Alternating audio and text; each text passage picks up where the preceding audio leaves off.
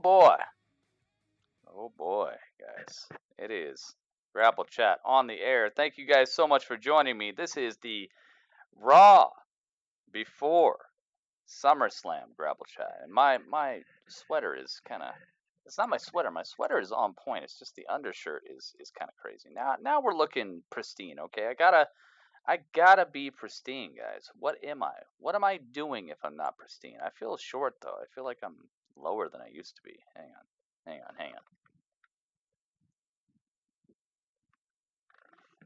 There we go. Okay, I'm feeling a little bit taller. Hang on. That's still not enough. Oh, no, I'm way too tall now. They're like, Gritty, why don't you do this before the broadcast? Because I was just broadcasting before the broadcast. That's why. All right, here we go. Thank you so much for joining me, guys. I feel crooked now. Why am I crooked? There we go. All right, perfection. It takes a second, guys. I'm here live at Monday Night Raw. It just went off the air, and I am here to give you guys a review of the happening.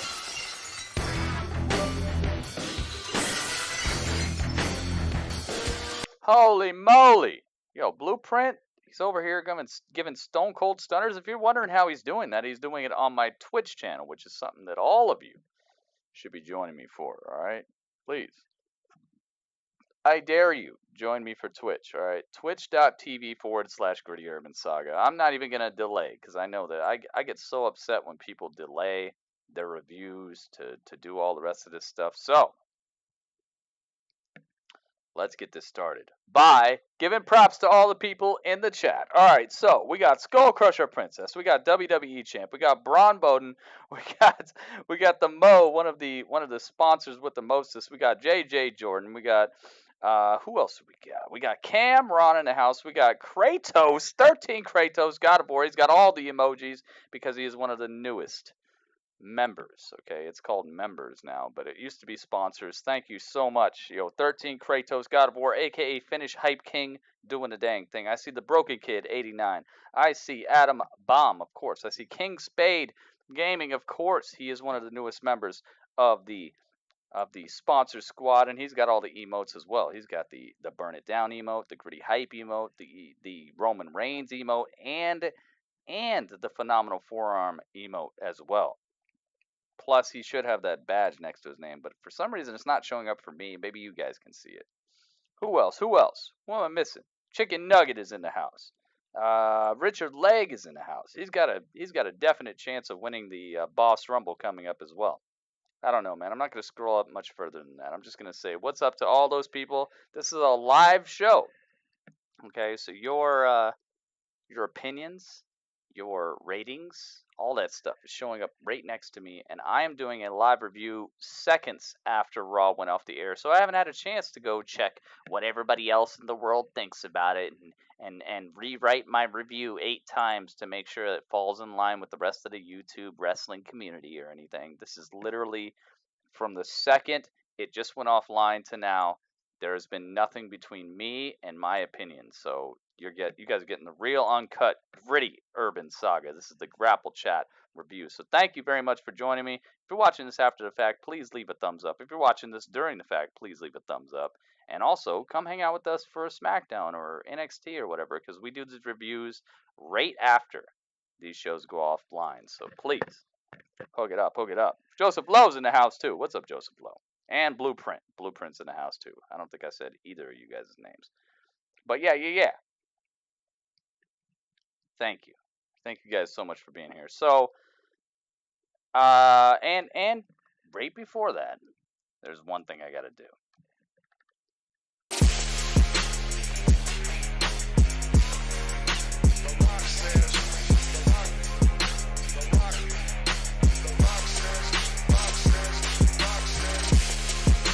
The Skull says. The Skull says, know your dang role, okay? The newest super chat just came through. SkullCrusherPrincess got herself the boss status. That's why she's right down here with the boss status. And, man, thank you so much, SkullCrusherPrincess. Without further delay, let's start the Raw review. Thank you so much, SkullCrusherPrincess. Doing the dang thing. Temezi's in the house too. What's up, Temezi? All right. So Brawl started out with. Gosh, man, I feel like I should not be so clinical about it. Either way, it started out with Ronda Rousey. Ronda Rousey came out, and I was like, "Wow, they're starting it out with Ronda." I thought they would just save her for the last thing or something, but no. Ronda Rousey came out, and she had a heavy weight on her back because she had to, not had to, but she got to give the announcement that Jim the Anvil Neidhart had just passed today, and she did a really good job of it. She did a really good job of being friends with Natalia, and this is a sad day for sure because her dad was a character, man. He was a character. I didn't really watch him wrestle too much, and I know this is gonna put me. I know this is gonna put me in a situation where people will be like, "Well, you ain't her."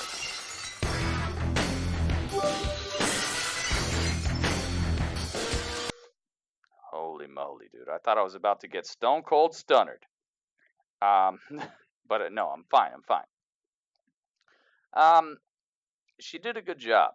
I did not get to watch Jim the Anvil Neidhart perform much, so I got to see him more on Total Divas. Honestly, I got to watch him on Total Divas, and I got to get to know him that way. And the guy just seemed full of life, full of just what do you call it? He used to troll her, like he was just a fun guy, it seemed like, and also he had his own way of doing things, which you have to understand. So just want to give my respect and my well wishes to everybody affected by the passing. And it's sad the way he went. I'm not going to explain it because whatever, it doesn't matter how he left. It's how he lived, and how he lived. It seemed like he passed on a lot of really good information, and also he passed on a love for life. And I must say, I appreciate him. I appreciate Jim.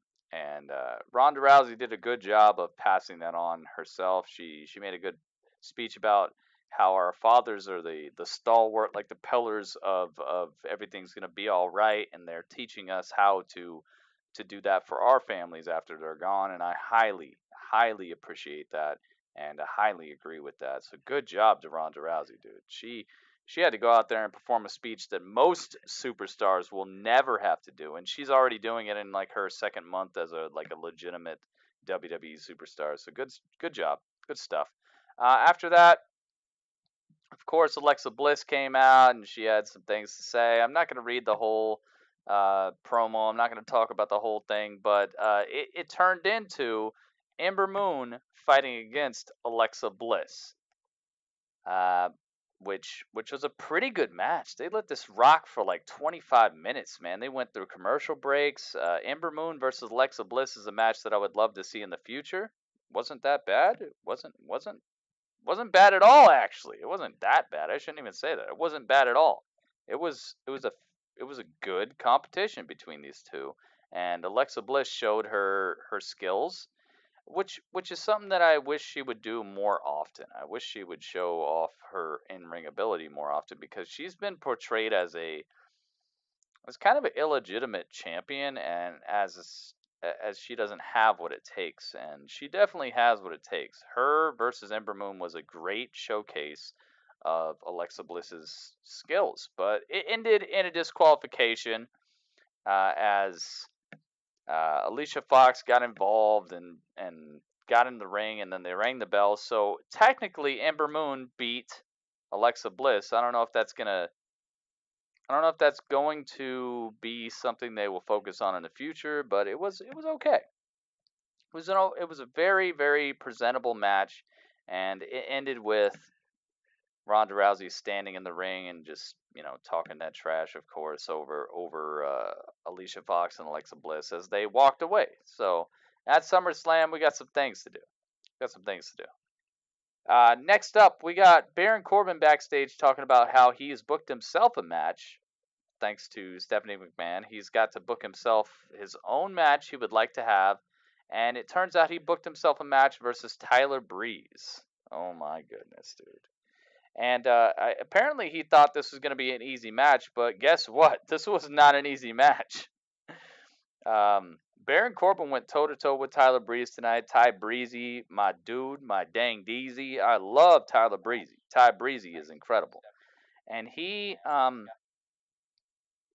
and Tyler Breeze, Baron Corbin and Tyler Breeze had themselves a great contest. This lasted for probably like 15 minutes. It was not a short match. And Tyler Breeze got a chance to really showcase that he's not a joke on Raw. And I'm glad they did this, especially after last week where Tyler Breeze got just basically punked backstage with Seth Rollins and Roman Reigns. I'm glad that they came back and they were like, no, give this guy some props, give this guy some legitimacy, because Tyler Breeze is one of the greatest athletes they have on Raw. I'm so glad. I am so glad, man. And it turned out all right. Baron Corbin won eventually, though. Baron Corbin definitely beat Tyler Breeze, so don't get it twisted. Tyler Breeze is still not. He's not at the top of the power level or anything, but he put in a good effort against Constable Baron Corbin. After that, Baron Corbin decided that he was going to set up another match, a match that he had previously booked, and it was going to be Finn Balor versus Jinder Mahal and Kevin Owens. It was going to be a handicap match, so it was going to be Finn Balor's. So he calls out Jinder Mahal. He calls out Kevin Owens. They both come down to the ring, and it just looks like it's going to be insurmountable odds because you know who he's gonna say next. He says Finn Balor. Finn Balor comes out, and this is the part that this is one of the worst parts of Raw, is because he's about to face off. Finn Balor is about to face off against Kevin Owens, a previous Universal Champion, previous United States Champion. He's going to face off against him. But he's also going to face off against Jinder Mahal, a previous World Champion. And he's still smiling. He's going to face off against both of them by himself. And I'm just sitting here like, what the heck, Finn? What is all the smiles about? What are the smiles about? Do you guys know what the smiles are about?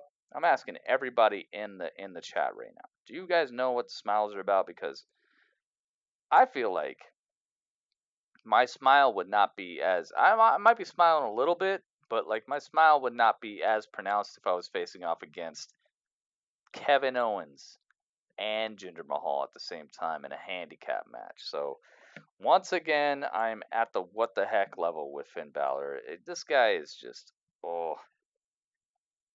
he gets on my nerves a little bit with this smile and stuff. But then out comes Kurt Angle, and Kurt Angle's like, hey, this match is already decided, but there's nothing that says I can't make it a tag team match. So he turns it into a tag team match, and Finn Balor's crutch comes out, Braun Strowman. The match is nothing I even want to talk about. Braun Strowman wins the match, and that's it. Braun Strowman wins the match. Okay? Finn Balor soaked up a bunch of damage, and Braun Strowman ended up with the win. So there you go. That's the entire breakdown I want to give you guys of that match. Nothing. The only other thing that I would like to legitimately talk about is the fact that Jinder Mahal actually went toe to toe with Braun Strowman for a couple seconds. Everything else is as you would expect it. You go back and watch the match if you want. I'm not going to. Match is over with. Braun Strowman wins. Kevin Owens and Jinder Mahal lose, and Finn Balor gets the consolation prize as being the tag team partner of the guy who won the match. Next up, local competitor hype. Robert, what was his name? Robert something. I forget his name. Robertson or something like that. I don't know. He comes out and he's playing guitar, and then Elias comes out and is like, man, there's only room for one guitar player, but hey, you're going to fight off against Bobby Lashley. Bobby Lashley comes out and smashes the local competitor, and that's the end of that. Just uninspired weirdness. It's all good. Anyway, next match.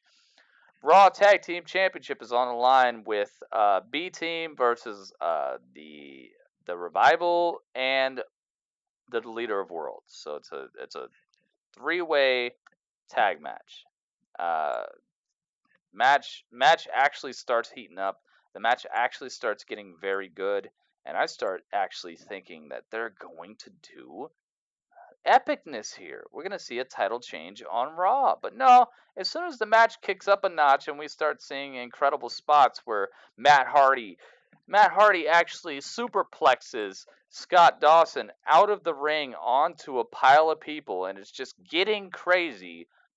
10 seconds later, the match is over. Like, they literally booked one spot that was hype, and the rest of the match was like, okay, cool. After the superplex out of the ring, maybe 10 seconds later, somehow Scott Dawson and Dash Wilder are good enough for a what's it called? It's not called the Magic Killer. It's called the Shatter Machine. They get a Shatter Machine on Bray Wyatt or whatever, and then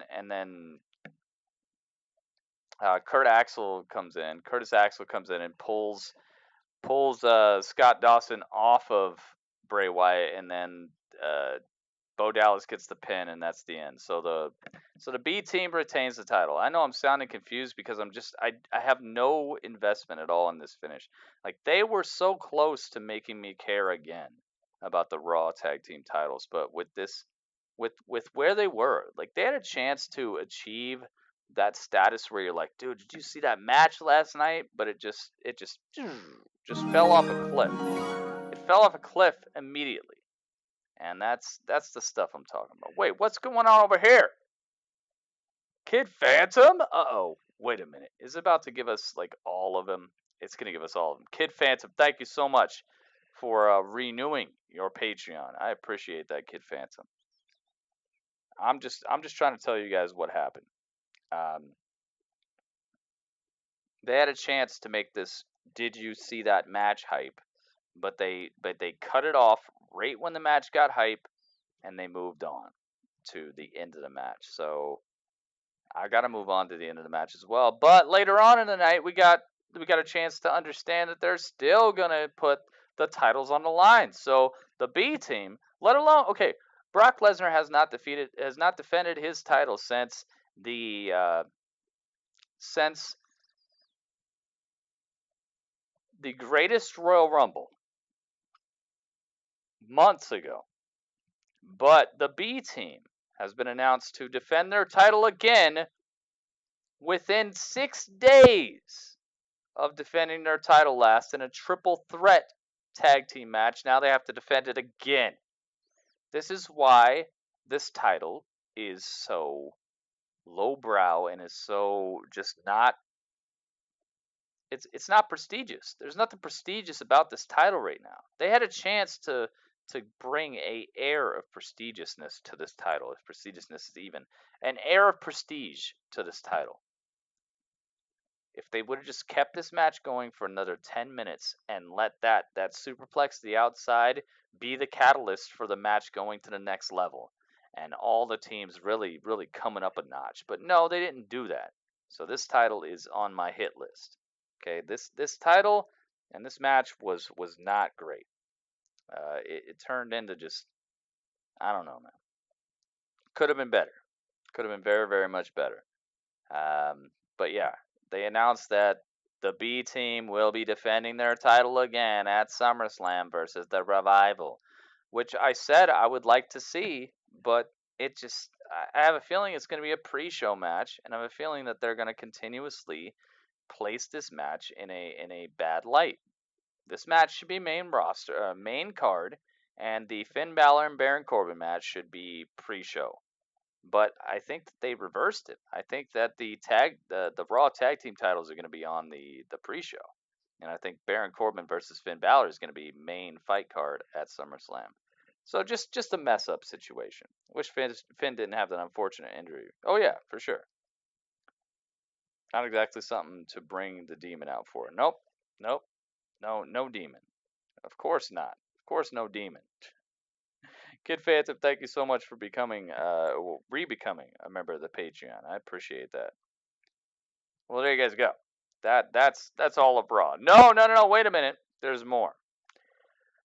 We got ourselves a Roman Reigns and Paul Heyman segment, which is probably one of the only things that is worth replaying from Raw, dude. Honestly, it wasn't.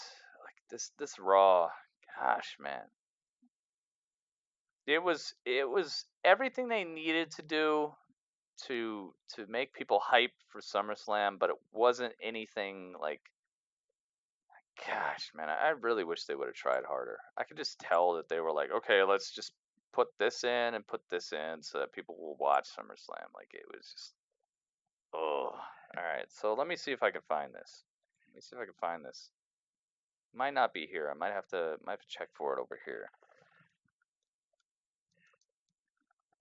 I don't know, guys.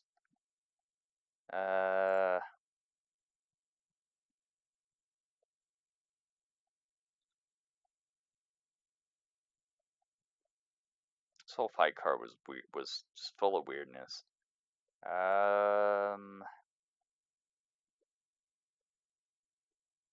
Doesn't exist.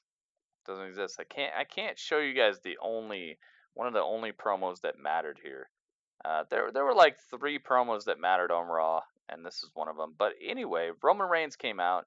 He started talking about how he's gonna beat Brock Lesnar at SummerSlam, and I'm just thinking, yeah, sure you are, sure you are. They showed us previously that Paul Heyman he was talking backstage with Renee Young. You guys know about the promo I'm talking about, where he was crying and he looked just as red as can be, and he was just, I don't know, man. It was just an uncomfortable promo. You guys know what I'm talking about.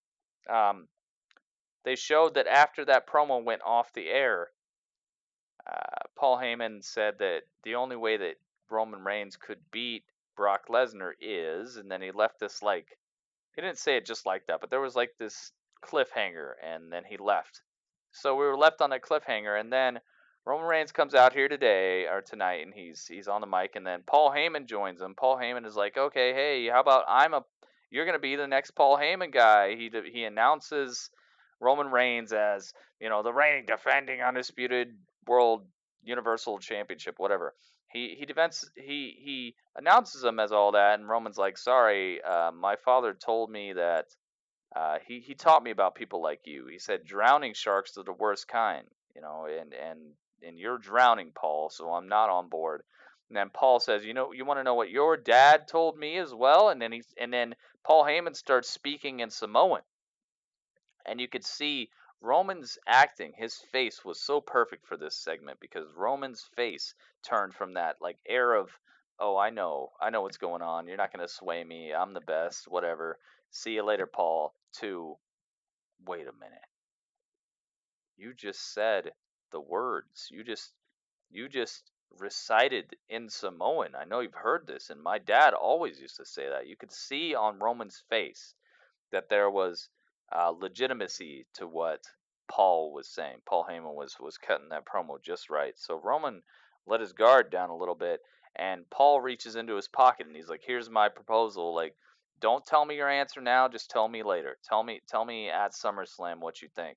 So he hands Roman Reigns a piece of paper, and Roman Reigns takes the piece of paper and he's looking at it, and that's when Paul Heyman just springs the dastardly trap and pepper spray or something sprays Roman Reigns right in the face with this pepper spray or whatever it is.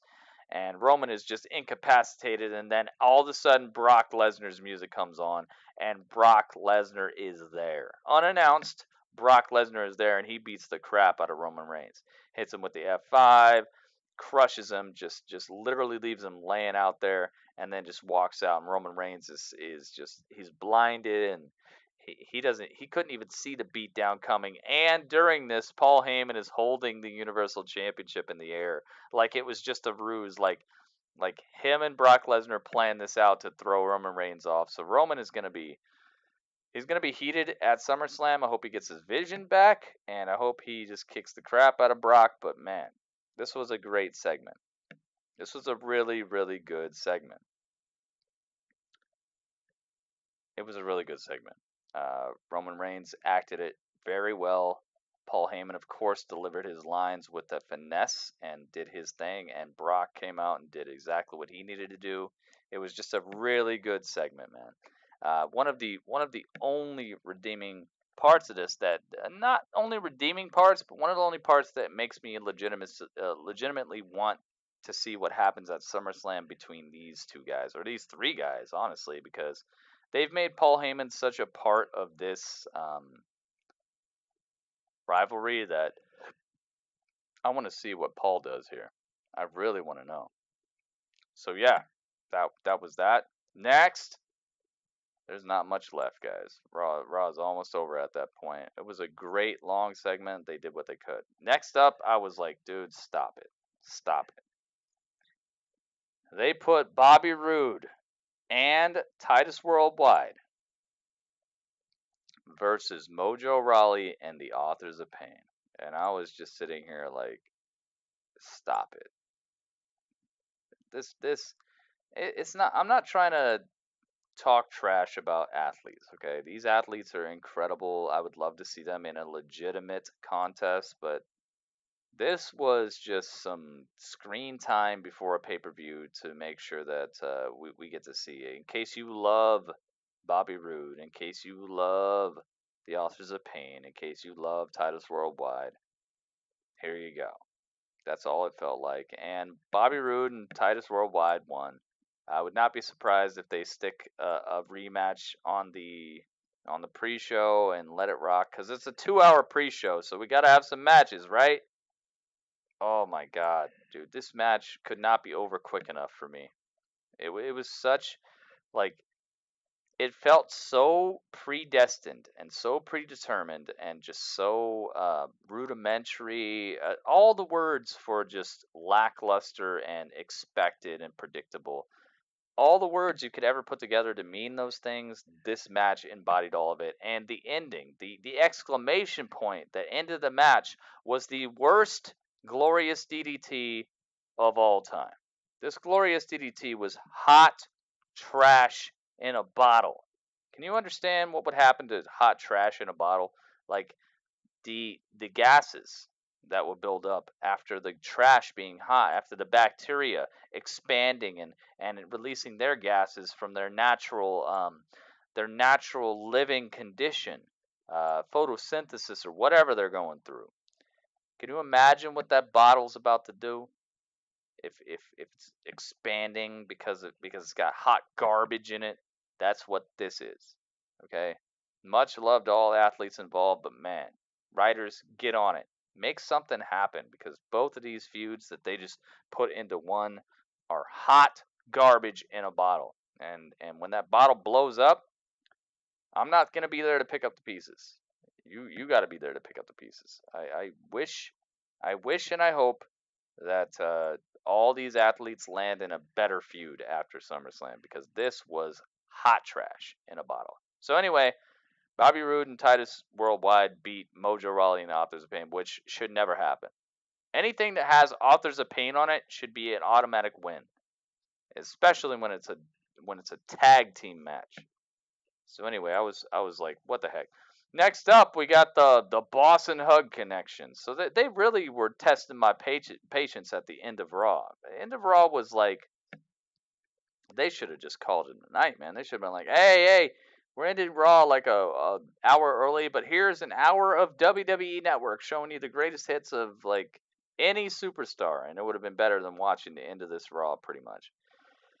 So out comes the Boss and Hug connection. Bayley and Sasha Banks, literally my least favorite part of any WWE programming, like bar none. This is my least favorite part of any WWE programming at all. I would rather watch any other WWE athletes come out and wrestle a match at this point. And I'm not saying that to be sensational. It's just literally how I feel about the Boss and Hug connection.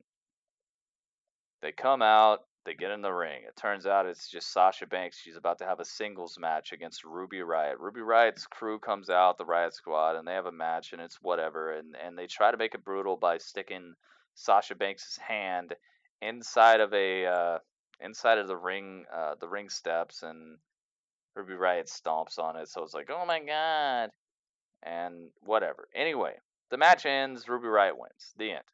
Okay, I hope that's the end of it, because I'm so done with the Boss and Hug connection fighting against the Riott Squad every week. It's just recycling, man. Recycling is good for the planet, but it's not good for me. Okay? This is what I'm trying to tell you, okay? Recycling is good for the planet, so do that when you're not watching Raw. I need this message to come through loud and clear to the writing staff at Raw. Okay, guys, I know you write Raw. Okay, cool. Now, what you do in your free time is your business. Okay? If you like to recycle, if you think it's good for the planet, which I know it is, just keep recycling outside of your duties to Monday Night Raw. Do not recycle when you're writing a script for Monday Night Raw. Do not recycle the booking decisions. I shouldn't feel like I just saw this 3 weeks in a row, which I do now. That's not the way you send home a pay-per-view. Why would I watch your pay-per-view if I feel like I just saw the same thing 3? Okay, let me take this down. Take it down. I'm gonna get more calm. If you've seen the same thing 3 times in a row, what is going to make you think that the 4th time is going to be better? Why would you try to make me excited for a pay-per-view with showing me the same thing I just saw 3 times in a row? And I know people are going to be like, no, but Gritty, it's different this time because it's Ruby Riott. For those people, there is no hope. You don't understand what I'm talking about. And it's fine, man. It's fine. Keep on keeping on. I'm glad you like it. I'm glad you like it because you're not adhering and you're not bound by the same rules of entertainment as I am. It's something that I used to tell people all the time. Like my friends used to be like, dude, I could drink like 8 shots of Jack Daniels and I'm fine. And I'm like, that's good. That's fine for you, man. That's fine. They're like, I don't even get drunk, yo. I don't even get drunk. And I'm like, that's fine. Are you bragging because it costs you more money to get drunk? Like, that's a different situation. Okay, so I'm happy for the people that this is enough, that this is really hype to you. I'm happy for you because it literally takes less to entertain you. I'm happy for you, man. I'm glad. I'm glad that you wake up in the morning and you expect less. You expect people to give you less. You expect less entertainment. You expect less investment, and you expect companies to care about you less because you're just happy about what they're giving you. That's fine, man. I'm glad. I'm glad that it takes nothing to entertain you. That's cool, man. I'm not gonna diss you for it. I'm glad. I'm very, very glad. You're gonna have a life full of happiness because you're gonna find yourself some job that is not good, but you think it's good because it doesn't take much to impress you. You're gonna find a house that's fallen apart, but it doesn't take much to impress you, so you're happy about it. It's fine, man. You're living in a house, leaky roof. It's fine. You wake up in the middle of the night with water dropping on your head and mice crawling around. It's fine. It's fine because it doesn't take much to impress you. You're fine. That's cool. I'm happy for you. You don't need the fine things in life to feel fulfilled. That's good. Okay? You watch Monday Night Raw, they do the same thing 4, 5, 6 weeks in a row, and you think this is good entertainment. I'm happy for you. Okay? I'm really happy for you because you don't need anyone to care about you or anything good in your life to actually feel good. I am happy for you because I wish I could be like that. I wish I didn't have a mind that could see the cracks in the entertainment. I honestly, dude, I wish I could step on your level. But unfortunately, my mind and my eyes and my ability to feel water dropping through my roof and hear the mice squeaking around me and just my entire being makes it so I can't accept lackluster, rudimentary, rehashed, recycled garbage as my entertainment. And like I said, I don't hold it against you. If you liked this, I'm glad. But that's not me. So my review is going to say this is rehashed, recycled garbage that I don't want to see anymore. Okay? So that is a minus to Monday Night Raw. Then We get the final segment, which is just I honestly there's no part of Monday Night Raw that I'm more upset about than the handling of Seth Rollins in the last like 2 months. They have literally handled Seth Rollins like a afterthought, and they have rode the coattails of greatness to put over and legitimize and hype up other people to the maximum. And I do not agree with that. So before I go into this final part of Monday Night Raw, I must preface it with the fact that I'm sorry that Seth Rollins legitimized your whole entire program and became the most legitimate part of your wrestling program for months. And you have used him to literally just get a pop out of a crowd for a returning superstar. That is my official opinion on the ending of Raw. Now, let me tell you what happened. So, Dolph Ziggler comes out to sign the contract for the Intercontinental title match. All night he's been saying Seth ain't here, so he's just gonna forfeit, right? It's a forfeit. It's over. It's fine. It's fine. I win. There's no match. It's all good. So that's what Dolph and Drew have been saying all night long, and they've been just wishing and hoping that Seth doesn't show up. They show pictures of Seth overseas. He's wearing his gi. He's doing karate. He's all over the planet except for at Monday Night Raw. And they're like, oh, he's not here. He might not show up. So Dolph goes off on this tirade, this promo talking about how he's whatever and how just whatever. I don't even want to step into it because honestly, it's literally like the machinations of the WWE know no bounds to literally use a superstar to try to make things hype for somebody else, which is fine. Which is fine because it would have been hype even if they would have treated Seth right, which is my entire problem with this. But anyway, so Drew takes the mic. He's talking that trash as well, and then Dolph signs the contract. He hands it to Kurt Angle, and finally Seth Rollins' music hits, and he comes out and he says, "I've been having trouble with travel arrangements, but not for me." For my lunatic friend, and out comes Dean Ambrose, which is legitimately a hype moment because Dean comes out looking crazier than ever, man. Dean Ambrose has returned, okay? And I hope he's not as cookie cutter as he was when he left because man, he was getting stale as heck. And this is what people are forgetting. This is what people are gonna forget until they see 10 of his matches in a row where he does the exact same thing, and then you're gonna understand what I'm talking about here. I hope he is different than he was when he left, because Dean was one of the most stale athletes possible. His face run was stale, his moveset stale, his booking stale, just legitimately stale. I know people are hype. I know people are gonna be mad at me for saying this, but stale, okay? Dean Stale Bros. I hope he's different. And he came back looking different, so I have hope.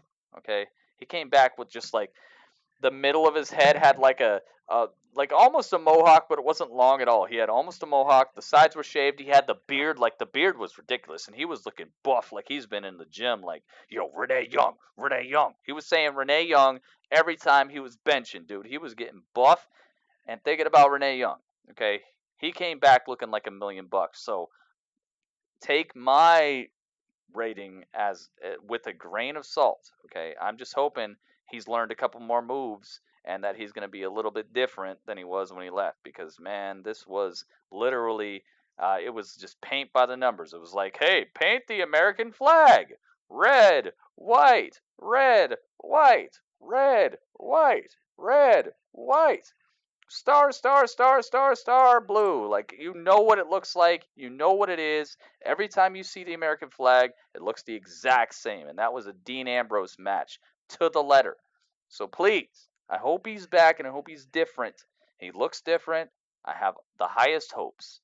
And I hope at SummerSlam he puts something crazy on people. I hope he's got something going on. I hope it's not screwing over Seth Rollins because he's already been screwed over for the last 2 months straight. Okay, how much more screwed over can a person get?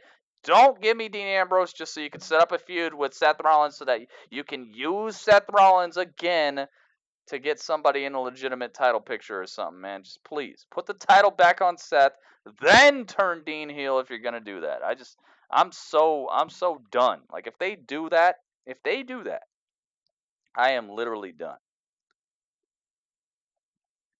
Please, Dean, let Seth get the title before you turn on him if you're gonna turn on him, because you look mad heelish, dude. He looks mad heelish.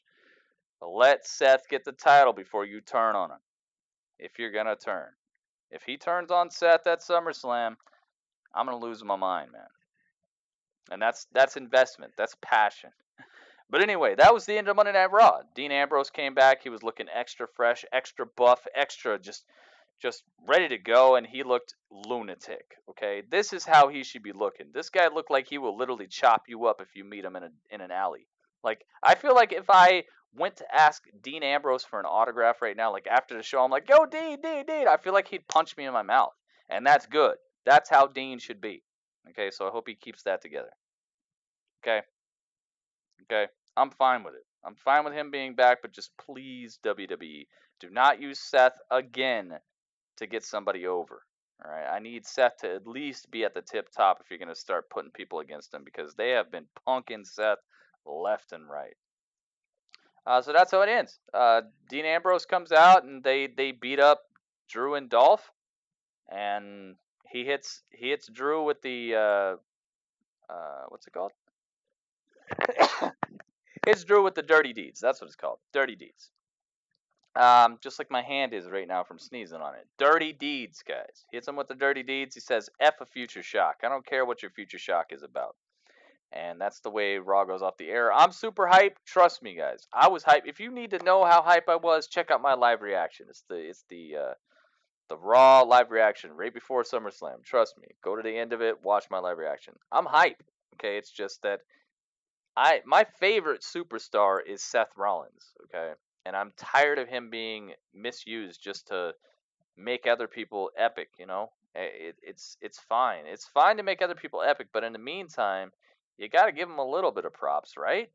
He's just been getting punked, so I don't know. But overall, I got to ask you guys your rating of Monday Night Raw, because that's my full review. I'm done. I gave it my good old college try. I tried my hardest to keep it as super positive as possible. And this was an okay go home show. They definitely banked on the whole Dean Ambrose thing. I'm not sure it was as big as they wanted it to be. And I think it would have been a better return for it to happen at SummerSlam. But they banked on it, so hey. Good luck. I'm almost 100% sure that TakeOver will be better than SummerSlam, as always, but there's always that shakiness, and they don't have time for Dean to turn, right? Because he's not going to be on TV to like build up their friendship again. So I don't think Dean's going to turn at SummerSlam. Don't worry, I'm going to put out my predictions this time. I see all kinds of YouTubers putting out their predictions and getting crazy views, so don't worry. My prediction video for SummerSlam is going to be up. Okay, it's going to be an actual prediction video. I'm not going to stream it on Twitch. I'm going to actually just sit here and tell you guys my predictions, because I see so many people getting so many views off of doing that. So I'm going to let you guys know what my predictions are, but not right now. Right now, it's just a review. But without further delay, let's hook up my dude, Kendrick. He says he's been in and out of the stream because he's at work. But hey, man, just being here matters.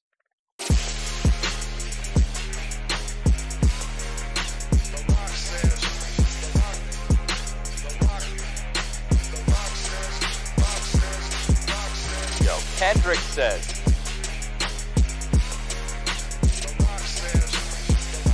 Dude, Kendrick says, know your dang role. Thank you so much, Kendrick.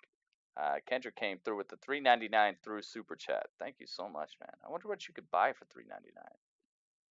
I'd like to go around the internet and just find everything you could possibly buy for $3.99. Not everything, but a lot of things.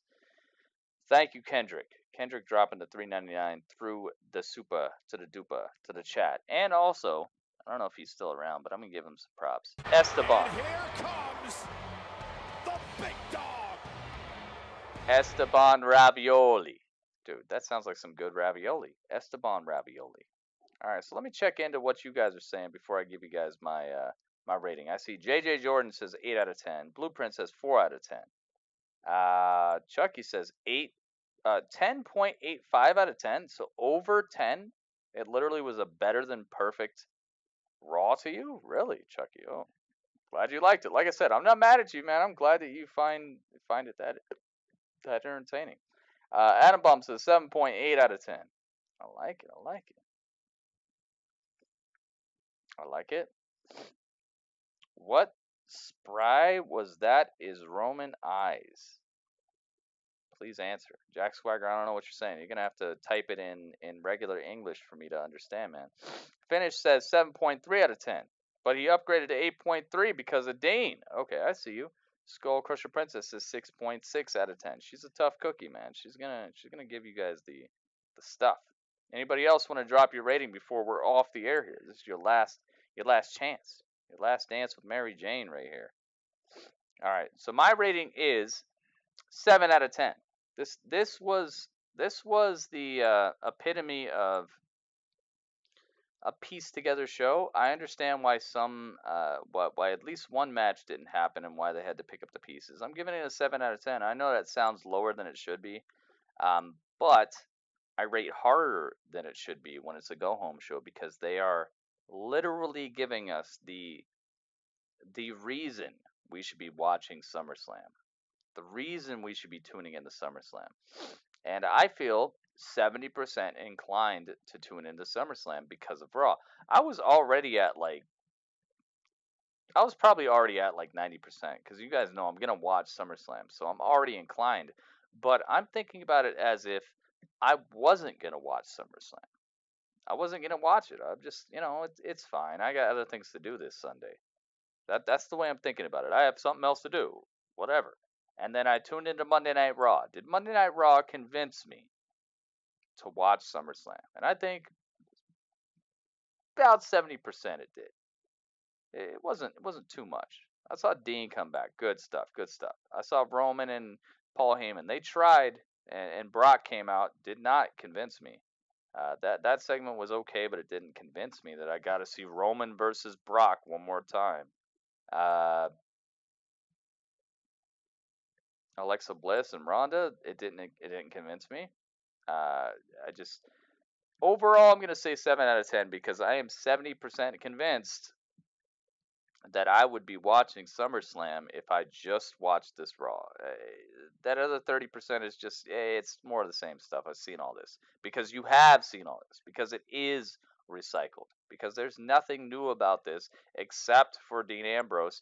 And out of all superstars, Dean Ambrose is the most recycled superstar possible. His matches, like, honestly, the thing that's different is the thing that has been classically most the same of any superstar.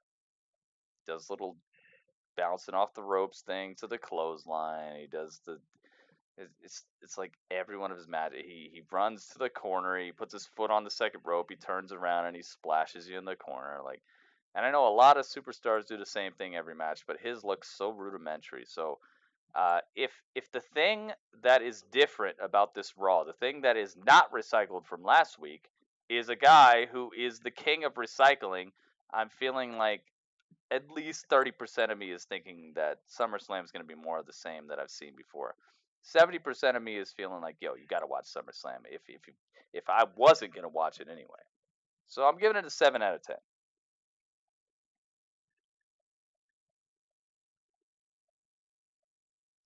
He got sprayed with water or pepper. Who knows, man? Nobody knows what was in that. Nobody knows but Paul Heyman. Unless you are Paul Heyman, nobody knows. Chicken Nugget says 6 out of 10. I see you. A good armful of ramen for $3.99. Oh, yeah. You can get lots of ramen. There you guys go. Thank you so much for tuning in to my Monday Night Raw review. Grapple Chat, always one of the finest reviews possible. I want to get more and more popping. I don't know if I have to start taking calls. Do I have to start letting people call in and troll me? I don't know, man. I'd like to start getting this even more hype. So I might be exploring some other avenues to make to upgrade this to the next level. But I must thank everybody who was in here. Thank you guys for being in the chat. Thank you guys for giving me your ratings. I think overall our rating is somewhere around a 7.2, something like that. Somewhere around a 7.2. It was not the most impressive go home show. It did have its hype, and I look forward to it. I am optimistic, but I'm also a little bit of apprehension to find out if it's going to be great or not. So I appreciate it. I really do.